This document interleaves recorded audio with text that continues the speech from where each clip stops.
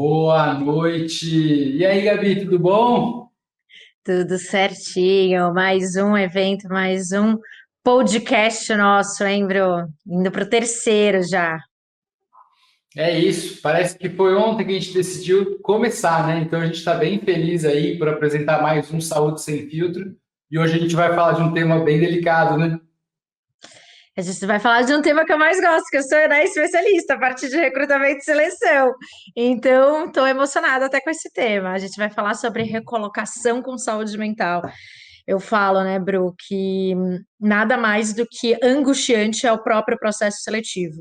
E quando você, independente se você está no emprego e buscando um novo, participando de um processo seletivo, e quando você nem está em um emprego, está realmente trabalhando uma recolocação, a saúde mental mais ainda acaba sendo afetada porque a gente está angustiado, né? Então, eu falo, o próprio processo seletivo por si só ele já é angustiante. Então, mais importante do que nunca, falar sobre esse tópico nessa etapa do talento, né, na empresa. Perfeito, Gabi. E aí, hoje a gente trouxe alguns convidados, queria que você apresentasse eles para a gente. Eu vou colocar eles no stage agora.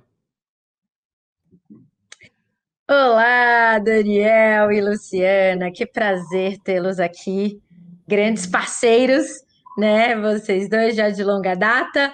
Vou pedir então para vocês se apresentarem rapidinho. Eu brinco, falo que eu gosto de quem é você na fila do pão. Vou começar com você, tá bom, Lu? Eu vou começar com você. Me conta um pouquinho quem que é a Luciana Nardini. Tá no mudo, Lu? Obrigada, pessoal, mais uma vez pelo convite. Estamos aqui para falar sobre esse assunto tão importante, né? E eu, como a minha experiência em recursos humanos, mais de 20 anos como executiva de recursos humanos, e há 6 eu toco a minha empresa, a LN Assessoria em Pessoas, focada em organização, planejamento, produtividade e, sem dúvida nenhuma, em pessoas. Então, vamos aqui bater um papo e ajudar as pessoas que estão nos vendo, nos ouvindo, justamente como manter a sua saúde mental nesse processo. Legal, legal. Obrigada, Lu. E você, Dan? Bom, boa noite para todo mundo. Bacana estar aqui. Obrigado pelo convite, Gabi. Super legal estar do lado da Luciana, que a gente já teve a oportunidade de se encontrar várias vezes. Ela é a precursora desse networking, inclusive, né? Muito bem. Bom, eu fui, depois de uma carreira executiva de praticamente 25 anos na indústria farmacêutica e na indústria da construção civil, eu vim para a empresa familiar, que é a Blumen Consultoria, uma empresa responsável por recolocação profissional de executivos. E como a vida toda eu fui uma pessoa de marketing, fui fazer um mestrado em gestão de pessoas, com foco em técnicas de recrutamento e seleção envolvendo inteligência artificial, né? Então, isso deu para mim uma possibilidade de ter um olhar para o RH diferenciado e atualizado.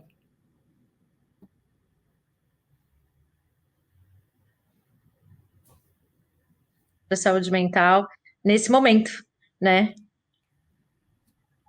Ô, Bru, você tá no mudo. É que você estava no mudo também, a gente deu uma confusão de mudo, mas está valendo, manda bala. Ah, tá. Eu só tô ainda aqui sem a pergunta. Vou pedir para você soltar a primeira pergunta para a gente conversar, que eu não vou lembrar Vamos de de cabeça. primeira pergunta, então, para a gente começar a adentrar esse tema. Então, a gente colocou algumas perguntas guias e a nossa primeira pergunta seria como é que a busca aí por um novo emprego pode impactar na saúde mental dos profissionais, né? Sejam eles desempregados ou seja eles tentando uma recolocação com um emprego. Como é que vocês acham que essa busca por uma nova oportunidade de trabalho, por um novo desafio de carreira, pode impactar na saúde mental? Vou começar aí com o Daniel. Daniel, como é que passa pela sua cabeça com essa pergunta? Bom, é um pouco do que a Gabi falou, né? Quando a gente está buscando emprego, empregado, o tempo passa de uma maneira distinta de quando a gente está buscando emprego, é ruim essa palavra, né? Desempregado. Quando você está empregado, ok, a não ser que você tenha muito aquela vontade de deixar aquela companhia, aquela empresa, aquele momento de trabalho, daí traz uma série de ansiedades, desde todo o envolvimento no processo seletivo, se você está preparado, não está, mas eu acho que isso se agrava principalmente quando a pessoa não está trabalhando, né? Quando a pessoa não está trabalhando, é muito importante ela ter um preparo de um acompanhamento para que ele tenha um impacto menor na saúde mental nessa busca, porque ele já teve o impacto de ter sido desligado da empresa, né? E isso aciona de alguma maneira diversos gatilhos na cabeça da pessoa, né?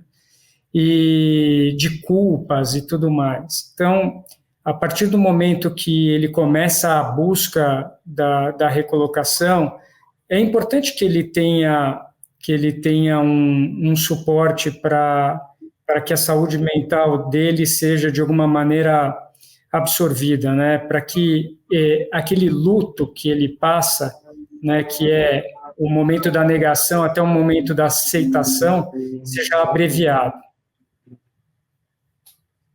Perfeito, perfeito. Lu, quer complementar?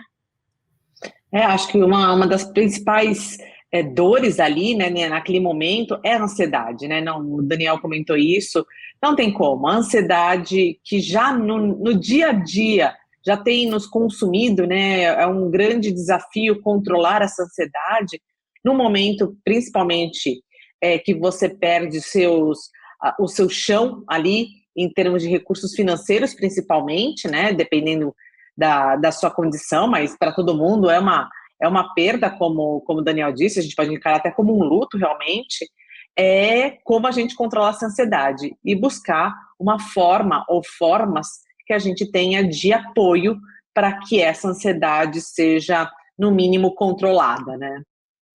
Sim, sim. E uma coisa também interessante a gente falar é do jovem, né? Quando ele está iniciando a carreira e ele começa a participar de um processo seletivo. Às vezes a questão financeira até nem né, um ponto, porque ainda é muito jovem, ainda tem ali o apoio financeiro dos pais. Mas o ato, né, de saber que você está sendo avaliado, muitas vezes isso deixa um estresse muito grande. Porque você sabe que está tendo uma avaliação de si, muitas vezes você ainda não se conhece, ainda não tem uma trajetória de entrevistas, né? Ainda não treinou o suficiente. Então, eu falo que, seja nessas situações, ou até, né, em cargos de alto executivos, enfim, pessoas que têm uma trajetória maior, é por isso que eu falo da importância da empatia de quem está entrevistando, né? Que é o recrutamento humanizado. É de você entender esse momento, esse momento vulnerável mesmo, né? Eu acho que quando você está numa entrevista ali, você está num momento vulnerável, tentando se mostrar, se abrir da melhor forma. Então eu falo que o outro lado também tem que ter esse carinho, esse cuidado muito grande, né? Para conseguir até extrair o máximo da pessoa. Porque senão você vai deixar mais estressado e menos ainda você vai conseguir avaliar. Eu trago 2 pontos aí em cima do que você está falando, né? Os novos talentos. Na faculdade a gente não aprende, né? A ser entrevistado, a fazer currículo, a como se comportar numa entrevista, como fazer networking, tem tanta coisa por trás de tudo isso, né? E isso a gente aprende no dia a dia. E o outro ponto, que é bem interessante, é que aqui a gente está falando com 2 pessoas de RH, que de alguma maneira aprenderam a fazer entrevista. Mas quando a gente fala com o middle management, ou até mesmo com diretores e presidentes, como que eles aprenderam a fazer entrevista, né?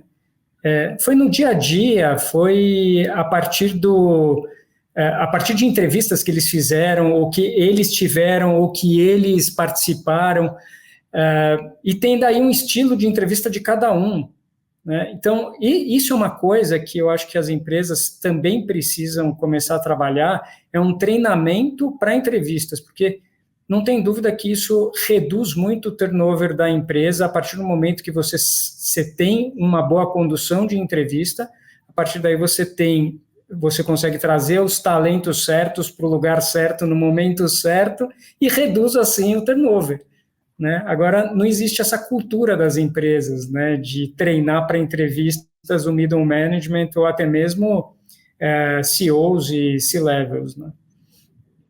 Exato, exato. Pô, eu queria entrar aqui com talvez com alguns pontos mais voltados para a psicologia, que são importantes também, né? Acho que até o desconforto da gente, quando a gente usa a palavra desempregado ou na sociedade, não deveria ser um desconforto, a pessoa não tem um emprego, quando a gente vai mergulhar nisso e entende real o que é o emprego, o que é o trabalho, né? Então, o trabalho é o que eu faço com o meu tempo, que gera valor agregado à minha vida ou trem, e emprego é alguém que me paga para fazer alguma função, né? Então, as pessoas, principalmente nesse momento de recolocação, elas também têm que ter um trabalho para a saúde mental delas e entender, ok, se eu fui demitido ou se eu decidi sair de onde eu estou, o que eu estou buscando para mim, né? O que vai ser o trabalho da minha vida e não o próximo emprego que eu vou buscar, né? Então, acho que tem uma parte muito das pessoas se entender. Quando as pessoas entendem e não procuram o próximo emprego, é muito mais fácil a gente falar de uma diminuição de turnover, por exemplo, que a pessoa foi lá e buscou o trabalho que edificava talvez um propósito que essa pessoa tinha na vida, ou que alguma coisa fazia com que essa pessoa entendesse que aquela vaga específica fosse algo que fosse suprir um espaço de vida daquela pessoa, né? Em média 8 horas diárias. Então eu trago um pouco para esse ponto do aspecto da psicologia. Quando a gente fala muito da saúde mental, a gente esquece que as pessoas, quando fragilizadas, né, no termo de serem desempregadas, serem demitidas, cara, tem um medo financeiro, eu tenho família, eu tenho filho, eu tenho diversas coisas que eu preciso lidar. Então, elas têm uma fragilidade emocional ali que precisa ser suprida de uma maneira rápida. Mas se a gente traz para dentro, a gente precisa entender, tá bom, o que deu errado? Como é que eu posso me munir de argumentos para entender o que eu fiz errado ou não, ou para entender o momento da minha empresa que dispensou ou não, mas mais do que isso, entender, tá bom, como eu me sentiria muito bem em agregar valor a uma outra empresa ou abrir o meu próprio negócio, né?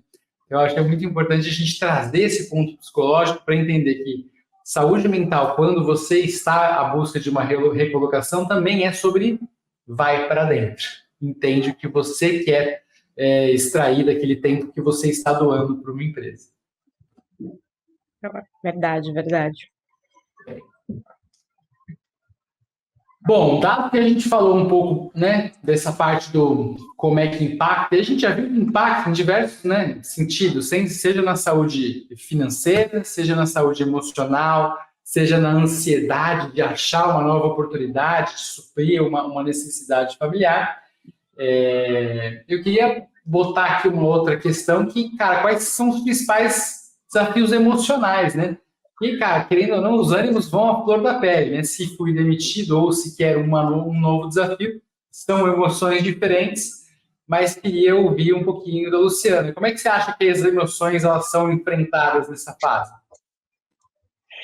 Depende muito de como a pessoa está. E você bem falou isso, né, Bruno? O quanto você se conhece, né, para você estar naquela situação. Então, um dos fatores que eu sempre acho empregado ou desempregado é que todos os profissionais que também não se ensinam isso na faculdade ou durante a vida é o seu autoconhecimento. Então, o autoconhecimento de qualquer pessoa, né, seja estudante, seja um profissional, é super necessário para justamente enfrentar esses desafios emocionais que a gente tem no momento de buscar recolocação, no momento de uma promoção, no momento momento de avaliação que você está passando. Então, o autoconhecimento, eu acho que é um grande desafio. Por que ele se torna um desafio? Porque nem todo mundo quer, como o Bruno comentou, olhar para você. É muito mais fácil a gente apontar o dedo do outro do que a gente olhar no espelho, né? Uma vez numa aula que eu assisti justamente sobre autoconhecimento, a professora disse que um dos exercícios mais difíceis que se tem é você, sem nenhuma roupa, você se olhar inteiro na frente do espelho. Por quê? Porque se a gente não consegue nem se reconhecer fisicamente, imagina emocionalmente. Então, para mim, eu acho que a gente tratar sobre o autoconhecimento para que no momento de busca de recolocação a gente esteja mais preparado emocionalmente para isso, em qualquer estágio da sua vida profissional, ou seja, se você não começou agora, começa a se conhecer como você funciona, para que isso tenha um impacto menor no seu emocional. Maravilhoso. E aí, Dani, quer complementar? Eu concordo totalmente com o que a Lu trouxe, faz todo sentido, e complementando até pelo que o Bruno acabou trazendo, acho que a questão financeira também é algo muito importante nesse momento, né? E de alguma maneira a gente tem que se blindar, porque cada vez mais a nossa carreira vai se estender. Antigamente a gente trabalhava até 60 anos, agora a gente vai trabalhar até os 80 anos, e estatisticamente tem gente que fala que a gente vai perder 2, 3 vezes o emprego, né? Exatamente por causa disso. E tá bom. E como a gente se blinda para perder o emprego e emocionalmente a gente está mais forte, além do autoconhecimento que cada vez mais a gente precisa ter, e ao passar do tempo eu acho que isso também a gente vai ganhando o autoconhecimento. Mas a parte financeira também é primordial, né? Saber ter um lastro financeiro, e dependendo do cargo que você tem, porque demora mais tempo para uma recolocação, né? Então, quanto maior o cargo, menos cadeiras disponíveis, mais lastro financeiro você deve ter. Eu costumo dizer que no mínimo 6 meses a 1 ano, porque para você também não pegar a primeira coisa que aparecer, né? A gente também escolhe a empresa, a gente também contrata a empresa e a gente também contrata o nosso chefe. Não são eles só que nos contratam. E para isso a gente tem que ter, de alguma maneira, uma tranquilidade financeira para poder escolher isso. Senão você acaba, inclusive, escolhendo salários piores, né, por questões financeiras. Então, daí você começa a correr atrás do próprio rabo. Então, acho que o lastro financeiro é importante, autoconhecimento, e para blindagem o networking também é fundamental, mas a gente pode falar isso num outro ponto aí mais para frente. Até porque, né, tem vários estudos, né, me corrija se eu estiver falando alguma besteira, Bruno, mas o quanto a questão de financeira, né, de educação financeira, você tem uma reserva financeira, isso afeta a saúde mental. Então, né, essa insegurança financeira, muitas vezes hoje, né, tem estudos que falam que é uma das coisas que deixa a pessoa mais doente emocionalmente. Então, se a gente tem essa educação financeira, essa reserva, consequentemente, a gente está mais tranquilo. E eu achei incrível isso que você falou, Dan, de a gente também escolhe a empresa. Né? Assim como a gente fala, né, eu como a pessoa que está do outro lado da mesa, brinco com os gestores, né, falo o tempo inteiro para eles, não adianta escolher na pressa, no desespero, porque daí você não está escolhendo, fazendo uma boa escolha, você está fazendo pela ansiedade. É o mesmo, né, para o talento, para o candidato, de estar bem consciente dessa escolha, e daí, claro, não estar nesse desespero financeiro acaba ajudando bastante. Total, eu acho que talvez a reflexão que eu faria, assim, nos pontos que vocês colocaram, é muito sobre um ponto que o Dani falou, que é lifelong learning. Acho que ao longo das gerações que passaram, acho que ainda existe uma aceitação difícil do lifelong learning, mas a gente sempre olha o lifelong learning, mas será que eu vou ter que continuar fazendo um curso de faculdade, uma pós-graduação, né, um mestrado, um curso de extensão, mirando oportunidades que estão abertas, mas a gente fala pouco do lifelong learning, de aprender quem é você. Quem eu sou, o que eu gosto, o que me sustento, o que me faria ser um melhor executivo possível dentro do conhecimento que tenho sobre mim. E quando a gente olha para essa pergunta emocional, acho que as pessoas hoje em dia elas são reféns do seu próprio conhecimento e das vagas disponíveis. E aí, como o Dani falou, eu tenho que ter um lastro financeiro, porque, cara, a próxima oportunidade que pintar, se eu não tiver um lastro financeiro, eu vou pegar uma empresa que não tem uma cultura que eu acredito, ou que prega coisas que vão contra mim mesmo. E aí você está indo para um próximo emprego que vai te adoecer mentalmente. Olha que incrível. Então, se as pessoas pararem e olharem para dentro de si, começarem a desenvolver esse lado mais humano, elas vão chegar no consenso da educação, que é o que eu preciso aprender para ter os skills soft ou hard do que eu preciso para ir para uma posição no mercado que eu almejo. E aí sim a gente pode falar de hunting de posição específica. Cara, essa empresa me orgulha, essa empresa faz sentido, a cultura dessa empresa é legal, vou começar a aplicar só para essas empresas. Né? Eu vou fazer alguma coisa que brilhe hoje essa empresa para ela me notar. Mas enquanto eu olhar para o tapa-buraco, que eu falo bastante, é o seguinte, é muito difícil, porque eu só tenho o skill que qualquer empresa precise e eu vou estar à mercê, porque eu não tenho lastro financeiro. Então, eu acho bem importante esse ponto que o Dani colocou também sobre lastro, mas eu sempre trago essa visão muito mais interna, né? Porque as emoções são minhas, as emoções não são da empresa. Como é que você tem lidado com as suas emoções? Será que você tem dado espaço para isso?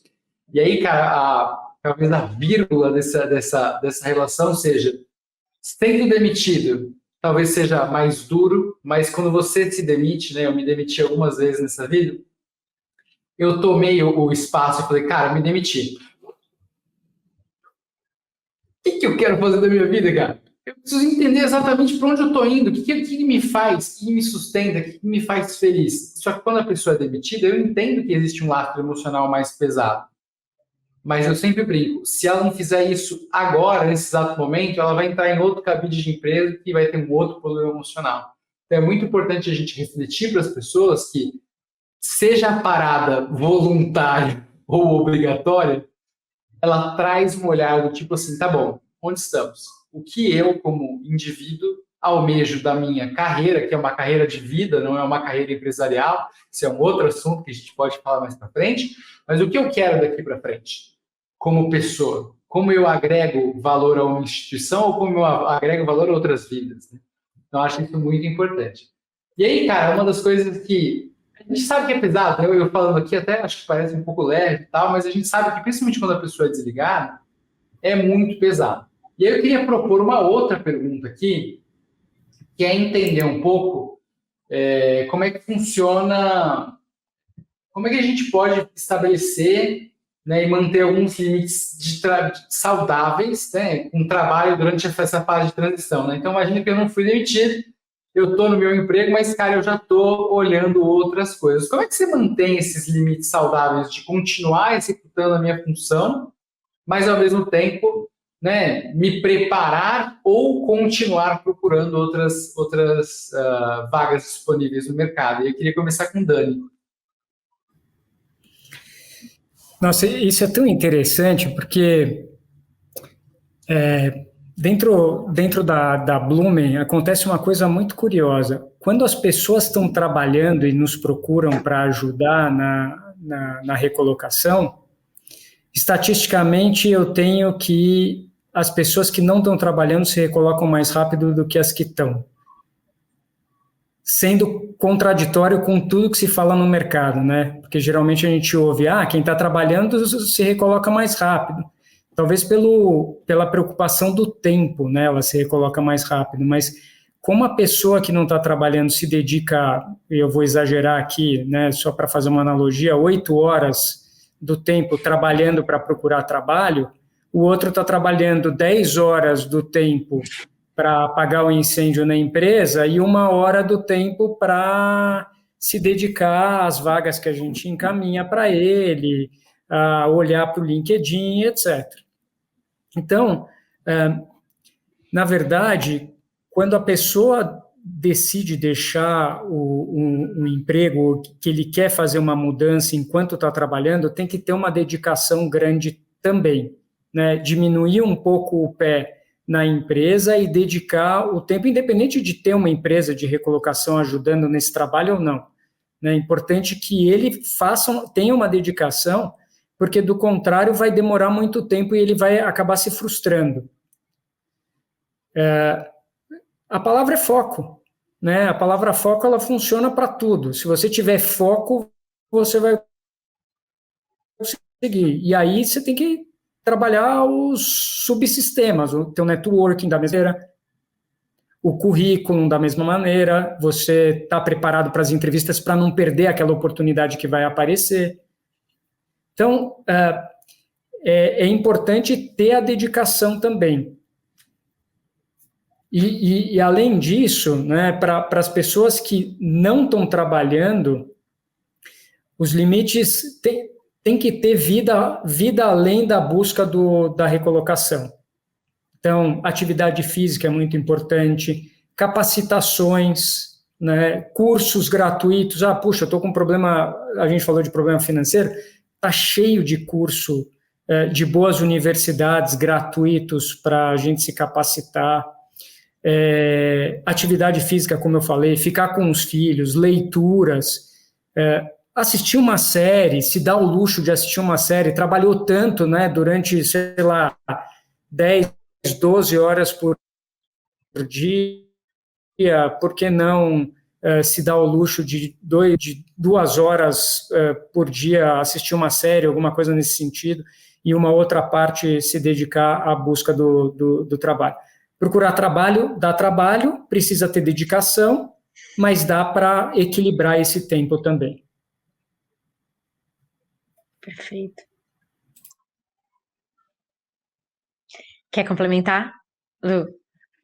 Eu acho que é bem isso, né? A gente precisa, na verdade, essa fase de transição, ela precisa ser realmente planejada, né? Se você tem essa oportunidade de pensar com mais calma, mas de qualquer forma, mesmo que você tenha sido pego de surpresa com um desligamento, você precisa parar, e eu brinco, né? Vamos pôr as coisas do papel? Tira todas aquelas minhocas que estão na sua cabeça, pega uma folha de sulfite e coloca ali o que você quer, o que está te angustiando, o que você vai fazer. Porque se a gente não dá esse tempo para a gente de parar e pensar, a gente fica atropelado. E aí, como tudo que a gente já falou, pegar a primeira oportunidade que surge, independente, se você nem analisou direito, às vezes, uma proposta, quantas pessoas não foram em entrevistas que nem sabiam direito do que se tratava aquela empresa ou aquele cargo, né? Por quê? Porque não se planejou, não entende, né? Você vai conversar com as pessoas, ok, aonde você gostaria de se recolocar? Não sei. Não, mas não sei não é uma resposta de quem está procurando emprego, né? A gente precisa, aquela velha história, né? Para quem não sabe onde vai, qualquer caminho serve. E aí vem a frustração, a dizer que é trabalho, que o trabalho é ruim. Claro que é ruim, você não sabia se foi o que estava te pagando, você aceitou, né? Então, eu acho que vale isso de você entender qual é o seu momento, coloca no papel, faz um mapa, mapeia isso e entender o que você aceitaria e o que você não aceitaria, até quando você aceita, né? Até que condição, porque a gente sabe que também começa a passar o tempo, a pessoa começa a entrar numa fase de desespero, né? O que eu aceito, o que eu não aceito, né? O que eu vou aqui nesse momento, como a gente falou anteriormente, financeiramente, deu um BO ali, calma, para e pensa também, para você também ter limites saudáveis. Não dá para você, sem entrar renda, continuar tendo os mesmos gastos. É temporário isso. Então, eu acho que esses limites que tem que se pôr é você, mas tenha a responsabilidade de colocar tudo isso no papel e olhar e ver para onde você vai ou não, né? Conta para as pessoas que você está nessa situação, porque muitas vezes as pessoas não contam para as famílias, para os familiares, e aí começam a ultrapassar esses limites que não são mais saudáveis. Convida para ir numa viagem, você não, né? Você precisa preencher ali, você não tem um colchão, né? Que o Dani comentou e você vai gastar. Não é um limite saudável isso, né? Então, entender o momento que você está vivendo e você pôr os seus limites, sim.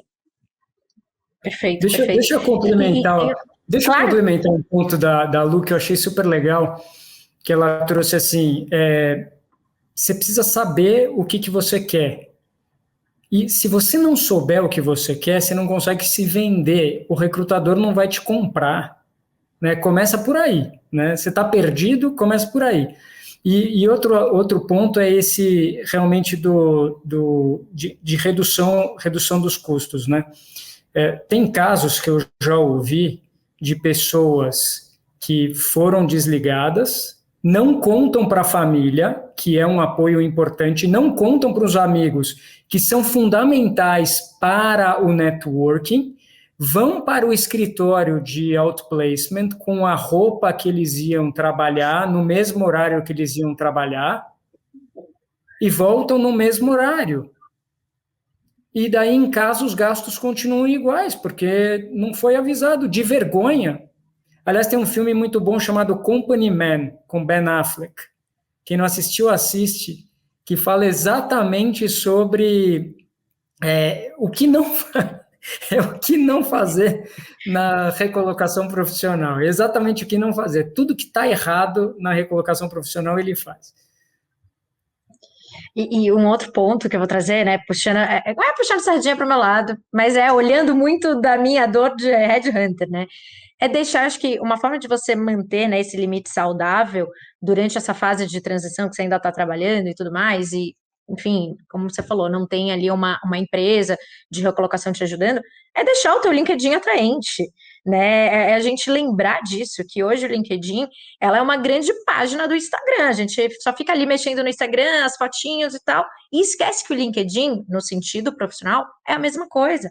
Então, você tá ali sempre alimentando, aberto, deixa que você está lá aberto a uma nova oportunidade, de forma que só o recrutador vê, né? E colocar conteúdos, deixar bem atraente o teu LinkedIn, isso vai te ajudar. E daí, muitas vezes, vai chegar as oportunidades de forma muito mais fácil, muito mais tranquila, muito mais rápido, se você está o tempo inteiro deixando ali de forma atraente e com as informações certas também, corretas, para o teu cargo, para o que você quer, para o seu objetivo.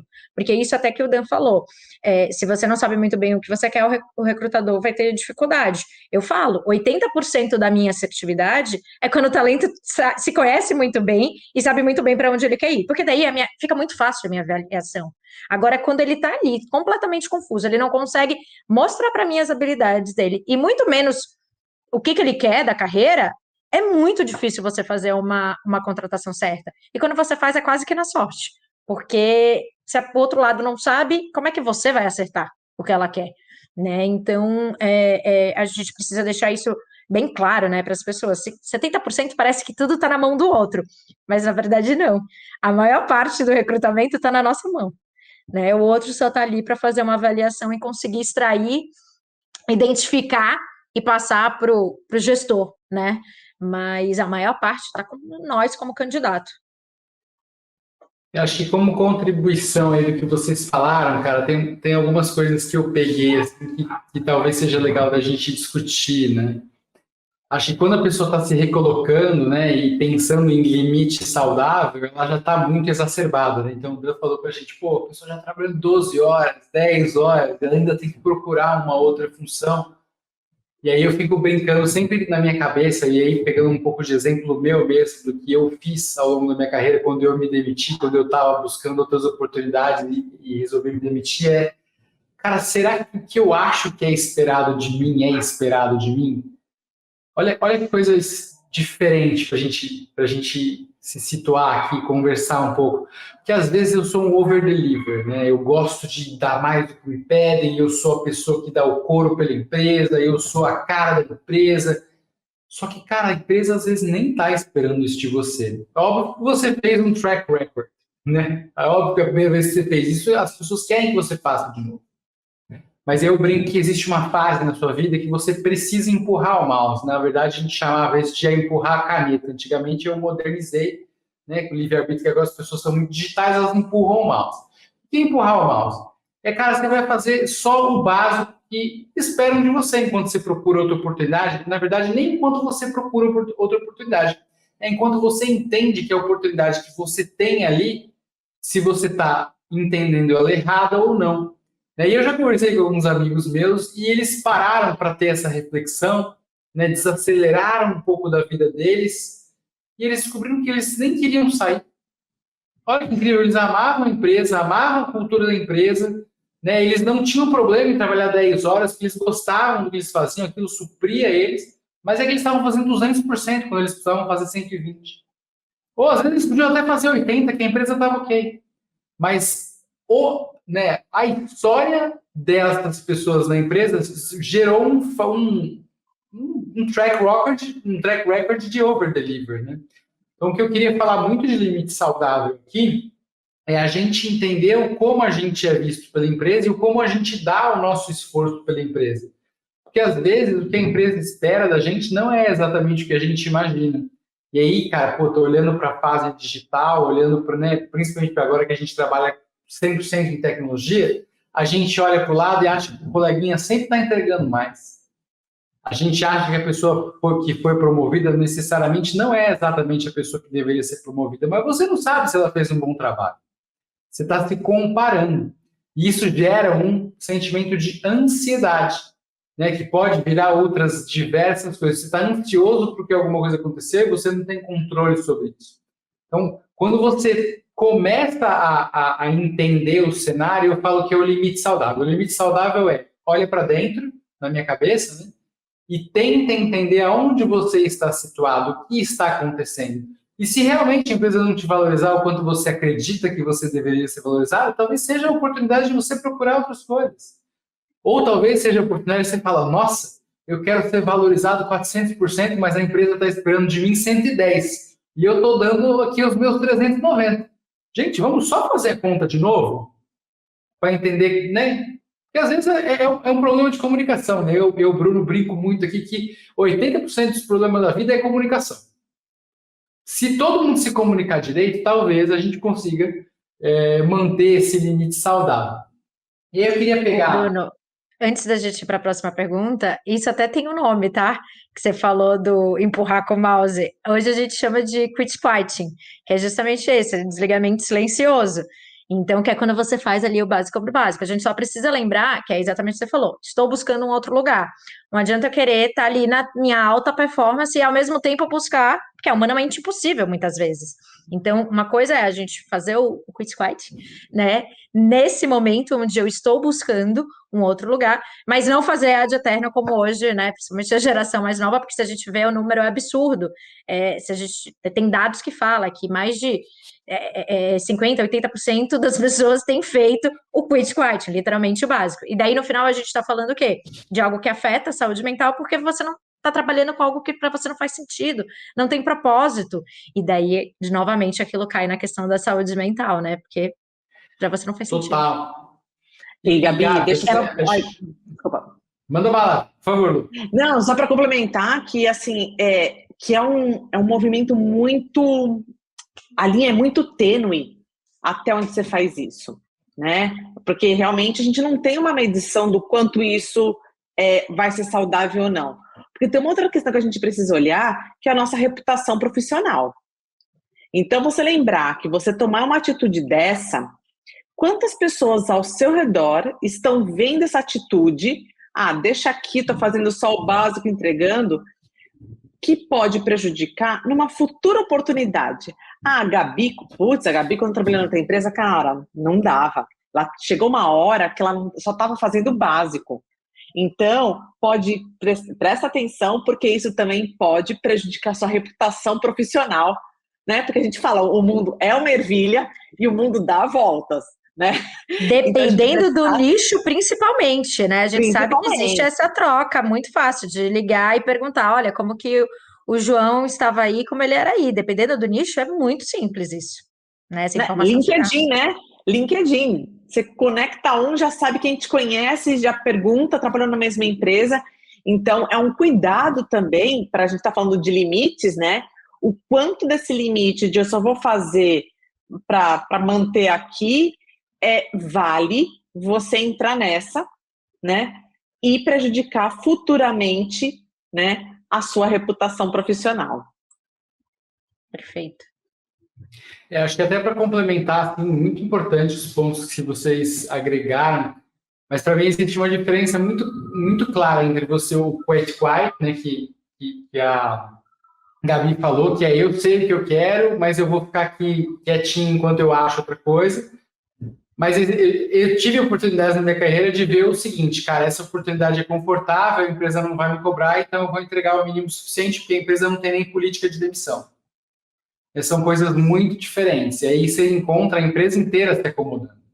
Tive cenários claríssimos na minha cabeça, na minha carreira, onde conheci gente brilhante, que podia entregar 200% e entregava 75%. Por quê? Porque a empresa não vai me cobrar e também não vai me demitir. E aí você gera um problema maior ainda na minha cabeça, que chama acomodação.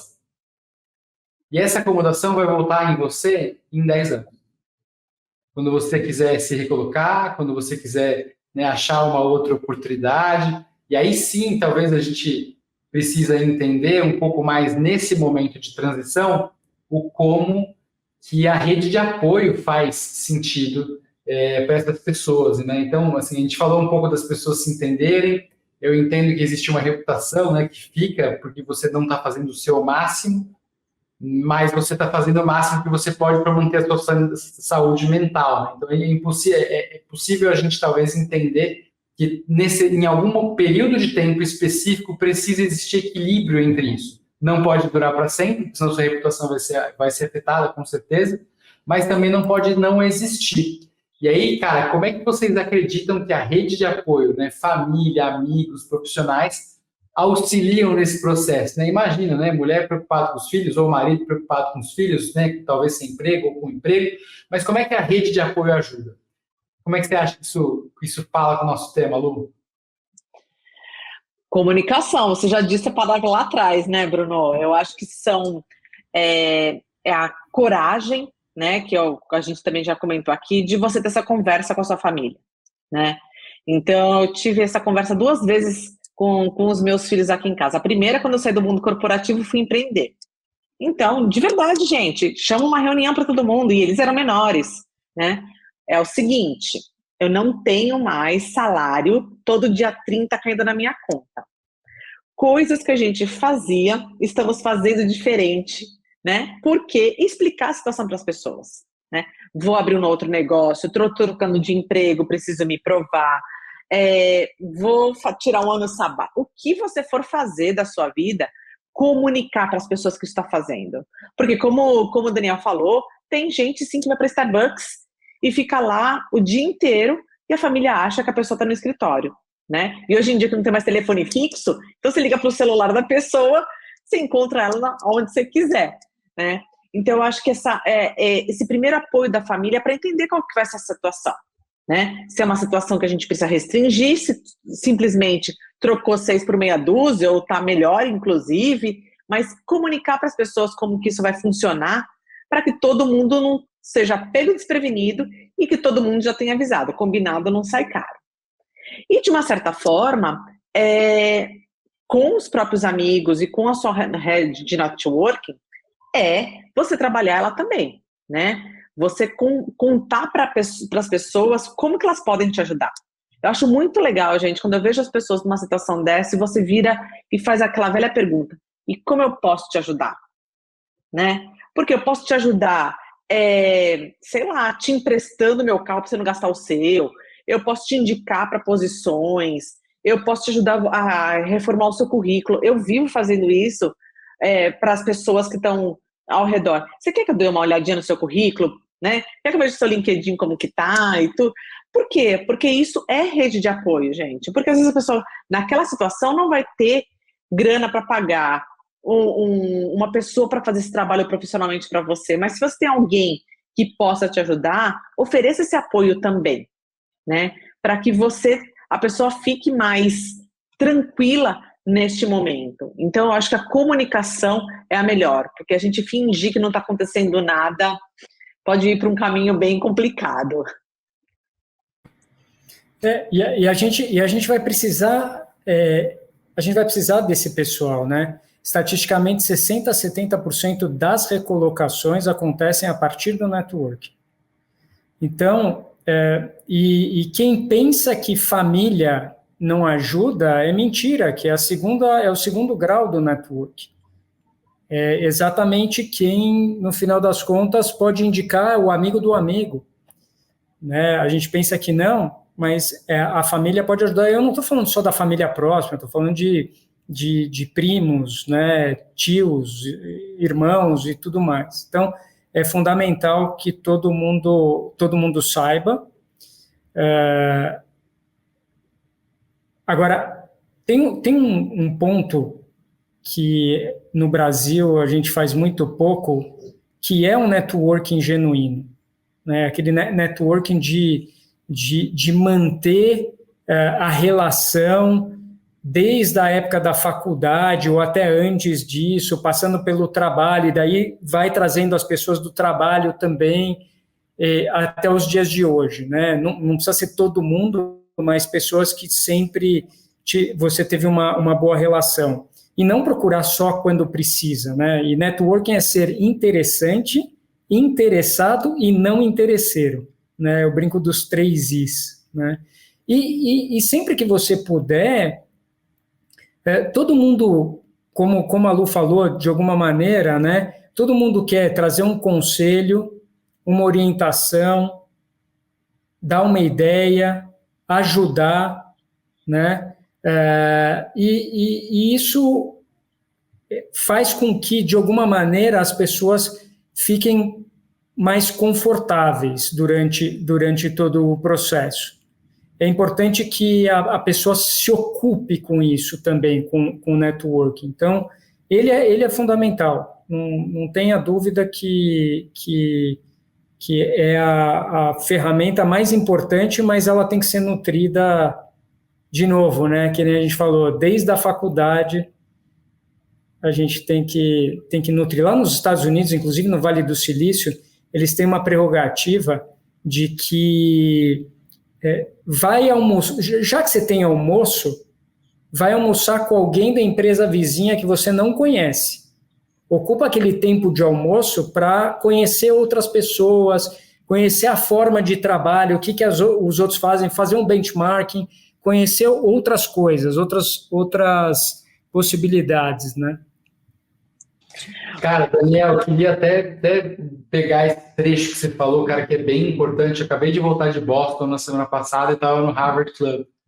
E o Harvard Club, cara, é nada mais, nada menos que uma instituição mantida por ex-alunos, né, alunais de Harvard, e que, cara, já teve o presidente dos Estados Unidos falando lá, e sem interesse. Não tem ali, né, obviamente as pessoas pagam uma taxa para manter o lugar ativo, mas sempre tem assunto, sempre tem o que falar. E é sem interesse, isso que é muito genuíno daquele lugar. Então, eu concordo plenamente com o que você falou, né? Eu já passei por 4, 5 instituições de ensino aqui no Brasil, e nenhuma tem um plano de alumni super legal, onde mantém uma pauta interessante para você continuar vendo as pessoas se dispersam.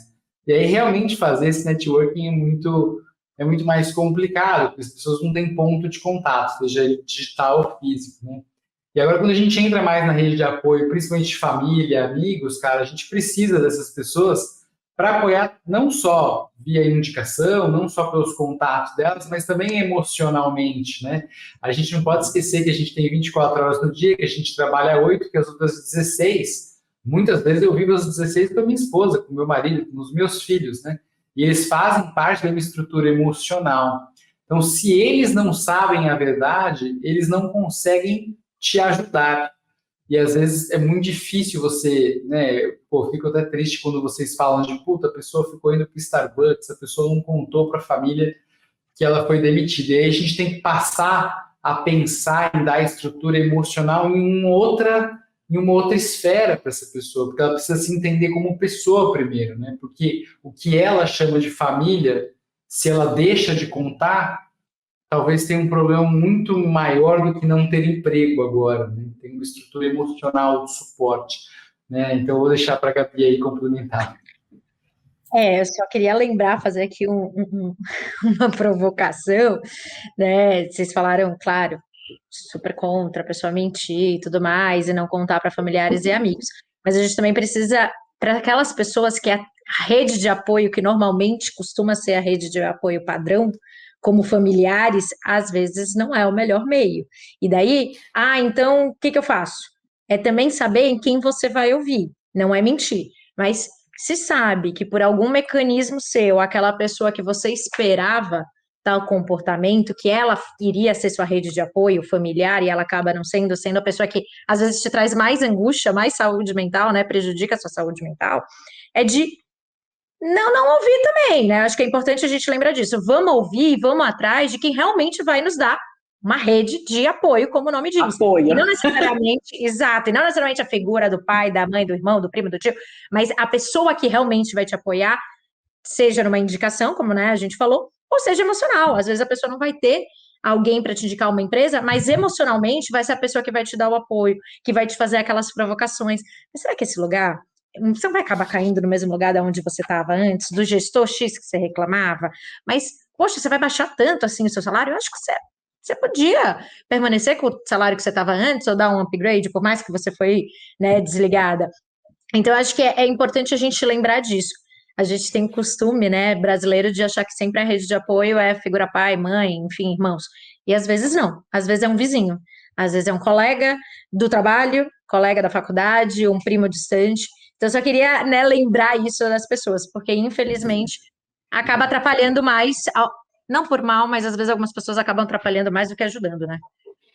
Total. E, Gabi, queria aproveitar um negocinho que você falou aí que me trouxe um gatilho incrível aqui, mental, que é muitas vezes, cara, acho que vocês já ouviram falar, né, provavelmente os ouvintes também, que a gente é a média das 5 pessoas que a gente mais convive. E eu venho falando aí há meses que isso não é que está errado, mas precisa ser aprofundado. Mas, na verdade, é a média dos nossos 5 sentidos, né? Todos os nossos 5 sentidos fazem a média do que a gente é, são os receptores no nosso organismo, né? Então, muitas vezes, cara, as pessoas têm muita dificuldade de mudar de situação, de mudar de status financeiro, de mudar simplesmente de mood, de humor, porque elas não mudam uma coisa fundamental na vida delas: as pessoas. Sabe por quê? Porque você não pode controlar o que as pessoas fazem, mas você pode simplesmente escolher não ter mais essas pessoas na sua vida. E eu não estou falando que isso é uma coisa fácil, mas, né, ao longo da minha carreira, ao longo da minha experiência, toda vez que eu decidi minimizar ou aniquilar o impacto de uma pessoa numa vida, eu senti uma melhoria ou um decréscimo na minha vida, né? Então, assim, a gente tem que entender que a gente é a média do que os nossos sentidos eles tocam. E se eu estou tocando pessoas que são extremamente negativas, que não me levam para frente, que falam coisas que não me ajudam, você é a média daquilo. Você precisa sair dessa, né? Então você precisa buscar outras superfícies de impacto para que você mude no caminho que você deseja ou para descobrir caminhos que você nem imagina. Ô, Bruno, e você falando isso, é engraçado essa questão do networking, né? Porque às vezes a gente fica muito focado em algumas coisas, assim, tem umas crenças muito engraçadas, né? E às vezes quando eu atendo alguém para falar sobre mentoria sobre vida, organização da vida financeira, profissional dela, eu falo assim, mas o seu primo, a sua prima, o seu tio, tá no seu LinkedIn? Não! Gente, né? Ele também é um profissional, amplie sua rede enquanto você está numa situação confortável, do que você sair desesperado quando você perde o emprego, acontece alguma coisa e começa loucamente a acionar as pessoas. Então, como eu gosto sempre de um exercício, para deixar alguma prática aí para quem está nos vendo, nos ouvindo, assim, pega ali seus amigos do ensino médio. Você lembra o nome? Todo mundo lembra nome e sobrenome. Dá uma procurada. Por que a gente procurou no Facebook, no Instagram e não procura no LinkedIn? E aí, fulano, faz tempo que a gente não se vê, se conecta com a pessoa. As pessoas que fizeram faculdade com você, cursos quando você foi, os seus próprios familiares. Você foi você foi numa festa, ficou batendo papo com uma pessoa super bacana, por que não acionar ela no LinkedIn? Porque faça isso organicamente e não forçosamente quando você está no desespero.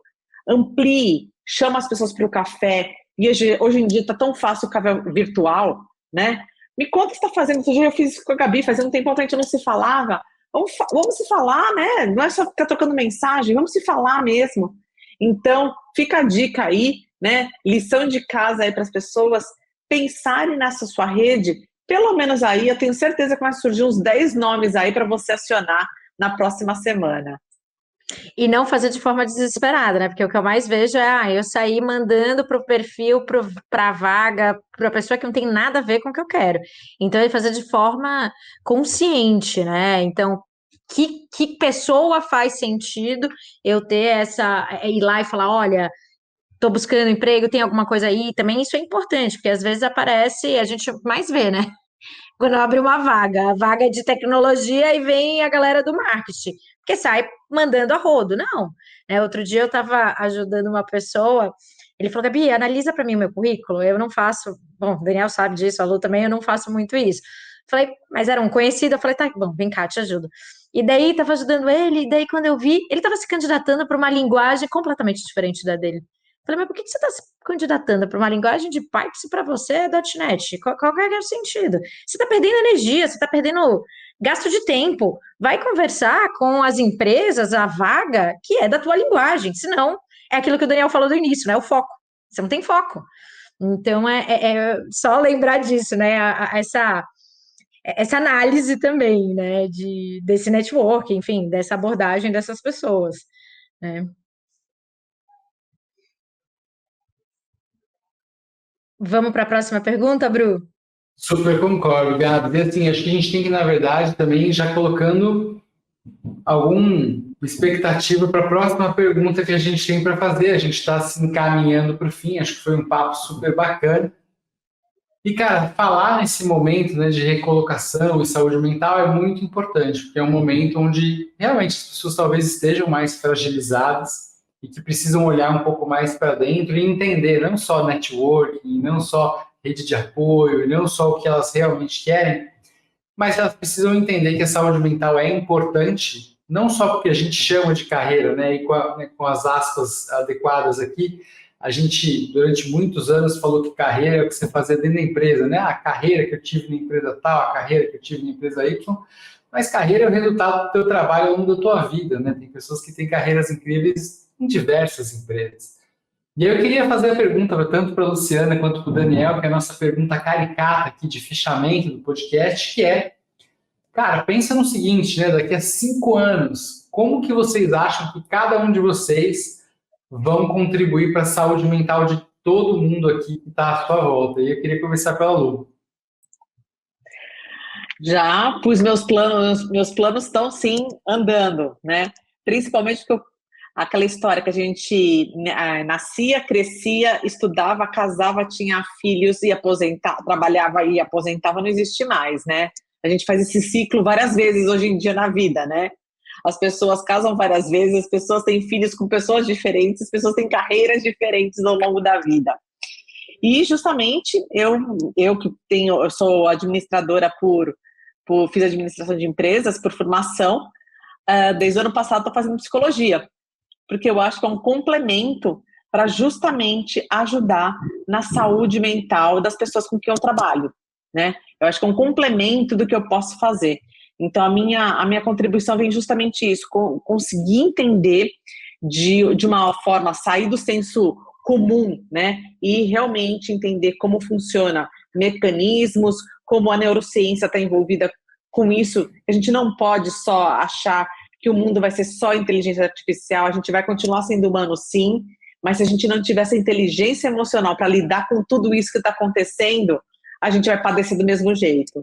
Então, a minha contribuição é poder continuar estudando no meu lifelong learning de uma forma que eu ajude mais diretamente essa saúde mental das pessoas que fazem parte do meu networking, meus clientes e as pessoas que estão ali comigo.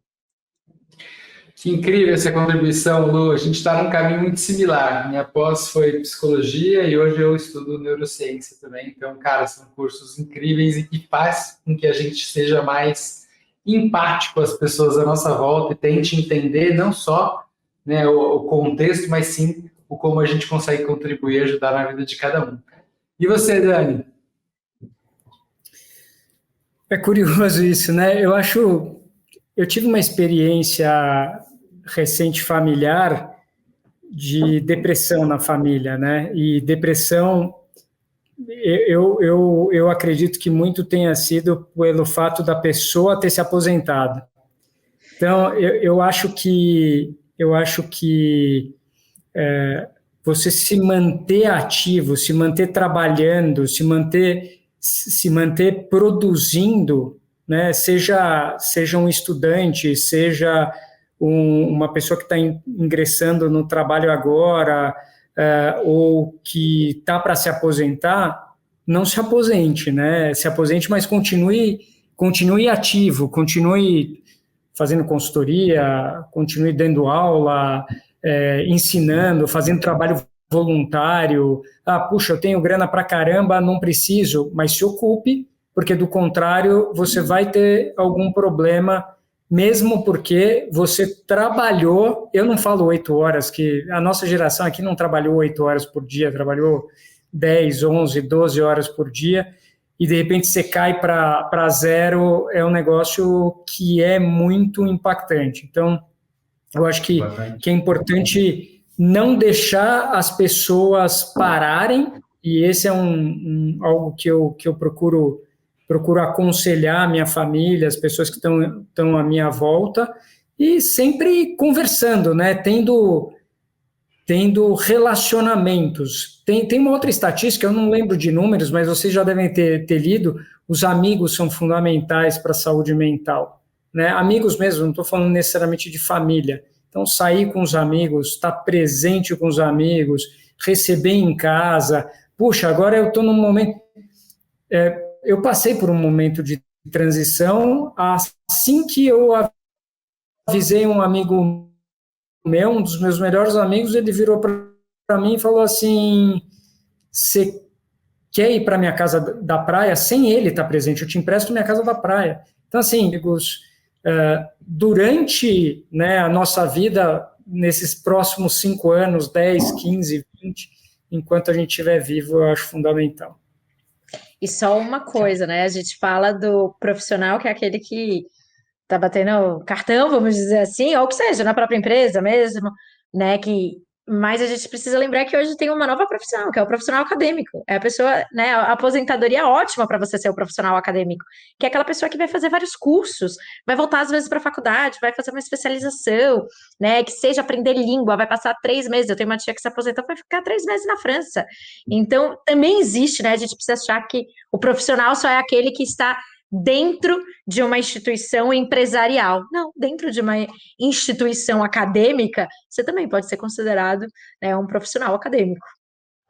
Para os pontos do Dani aí, só algumas vírgulas que eu queria acrescentar, né? Existe um livro chamado O Jeito Harvard de Ser Feliz, e ele fala que o principal KPI da sua vida é a qualidade dos seus relacionamentos, né? Então, para você ser longevo, você não precisa ter dinheiro, você não precisa ter saúde, você precisa ter qualidade em todos os seus relacionamentos. Então, isso vai muito de encontro, não sei se vocês tiverem a oportunidade de ler esse livro, mas é um livro incrível que fala muito sobre isso. E quando a gente fala principalmente desse momento de recolocação, cara, a gente precisa desse ambiente e entender como são esses relacionamentos. E aí, cara, eu queria manter o nosso horário restrito e agradecer muito a presença de vocês, tanto o Lu quanto o Dani. Acho que a gente teve uma conversa super rica aqui. Eu e Gabi, a gente já está um pouco, né, cansado de falar que a gente sempre fica com um gostinho de quero mais, mas queria passar para a Gabi aí fazer o fechamento. Bom, espero que vocês tenham gostado. Vocês dois, agradecer novamente, né, esse bate-papo, que é super importante. E agradecer quem está nos assistindo.